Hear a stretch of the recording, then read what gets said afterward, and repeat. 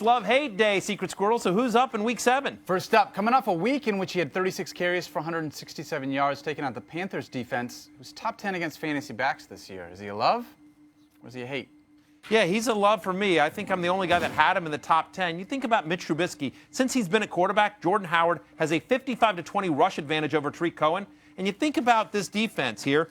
LeGarrette Blount, Mike Gillislee, Mark Ingram, Carlos Hyde, all average at least 4 yards per rush against the Panthers this year. In 3 home games this year, Howard averaging over 102 scrimmage yards per game. He's got 3 touchdowns. I expect to see a heavy workload for him again against Carolina. He's a love. Who's next? Next up, Ty Montgomery split touches with Aaron Jones last week, but he's running back 18 on the year, and that includes a missing Week 5.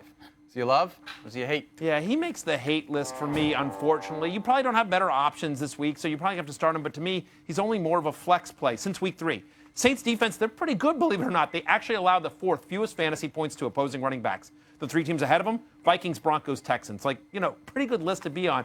And in fact, since Week 2, Ty Montgomery has only 144 to 122 touch lead on Aaron Jones. Jones actually averaged over 40 snaps per game over the last 3 weeks, including the last 2 games that Montgomery played in. So it's not just all injury-related with Ty Montgomery. With Brett Hundley at quarterback, my expectation is that the Saints stack the line and make Hundley try to beat them. So it's not a great matchup. I think they split carries between Jones and Montgomery. Merely a flex play for me. That's why he's on the hate list. All right, who's next, Secret Squirrel? Next up, DeMarco Murray had 18.7 points last week, second highest scoring game of his season. But there's talk of splitting touches with Derrick Henry there. So is he a love or is he a hate? Yeah, unfortunately, he makes the hate list once again. No player has more than 66 rushing yards in a game against the Cleveland Browns this year. That's right. Buck Allen, back in Week 2, he's the only guy.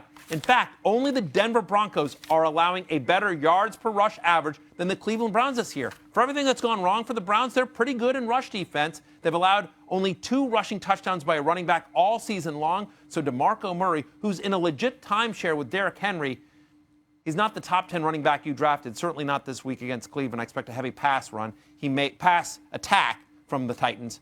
He makes the hate list, unfortunately. Who's next? Okay, next up, Joe Mixon getting the volume with 19 touches a game over his last 3 games, but he's only averaged 2.84 yards per carry over that same span. So is he a love or is he a hate? Joe Mixon makes the love list this week. Since Week 3, which was, of course, the first week under new offense coordinator Bill Lazor, Joe Mixon averaging 19 touches per game. That's tied with Carlos Hyde for 12th among running backs.